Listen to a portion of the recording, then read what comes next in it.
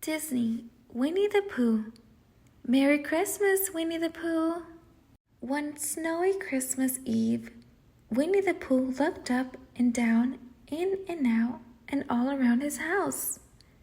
I have a tree, some candles, and lots of decorations, he said to himself, but something seems to be missing. Suddenly, a soft knock sounded on Pooh's door. Perhaps whatever Pooh was missing was just outside. Pooh opened the door. A small snowman stood shaking on his front doorstep. Hello, Pooh, the snowman said through a chattering teeth in a shivery, quivery, but oh so familiar voice.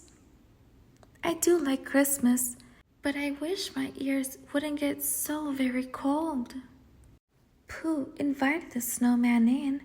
After much melting by Pooh's cozy fireplace, the snowman looked less and less like a snowman and more like Pooh's best friend, Piglet.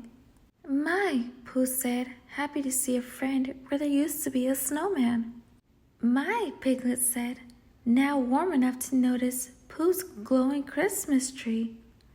Are you going to string popcorn to decorate your tree? He asked.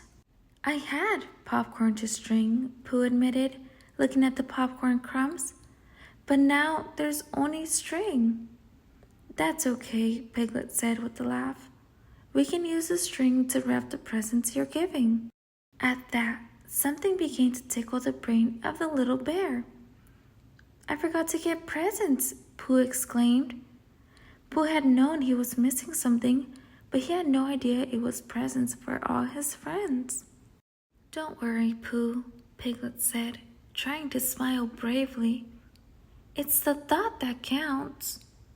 Soon, Piglet left for his own home. He had his own Christmas preparations to finish. Pooh didn't know what to do about the forgotten presents, but he did know where to find help. Pooh grabbed his hat and a scarf, bundling up to trek all the way to Christopher Robin's house.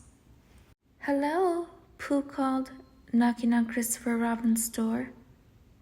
Come in, Pooh, Christopher Robin said, smiling as he let his friend inside. Why do you look so sad on the most wonderful night of the year?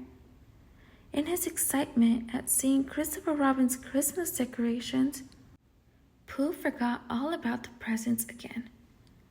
What are those? He asked, pointing to some stockings that were hanging above the fireplace. Those are stockings to hold Christmas presents, Christopher Robin explained to his friend. Now, Pooh was even sadder. He had just remembered that he didn't have presents or stockings. Luckily, the bear of little brains was smart enough to have a good friend. Christopher Robin happily gave Pooh stockings for himself and all his other friends. Pooh thanked Christopher Robin and hurried off to deliver the stockings. I will get everyone presents later, Pooh said to himself. The stockings come first. With a small note that said, from Pooh, he left stockings for Piglet, Tigger, Rabbit, Leroy, Gopher, Kanga, Roo, and Owl.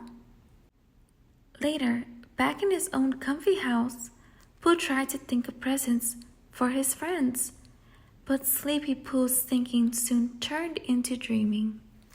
The next morning, Pooh was awakened by a big and bouncy knock at its door. Sleepily, Pooh opened the door. Merry Christmas, Pooh!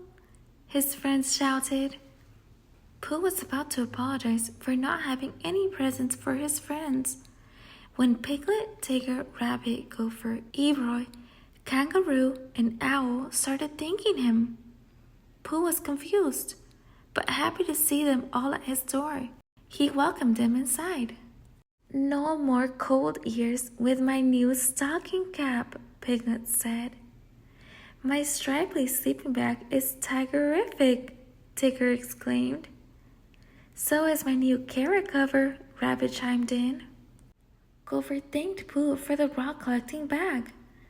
and Eroy swished his toasty tail warmer with a slight smile. Owl announced that his windsock was perfect for figuring out which way the breeze was blowing. And Kanga and Roo loved their new scarves.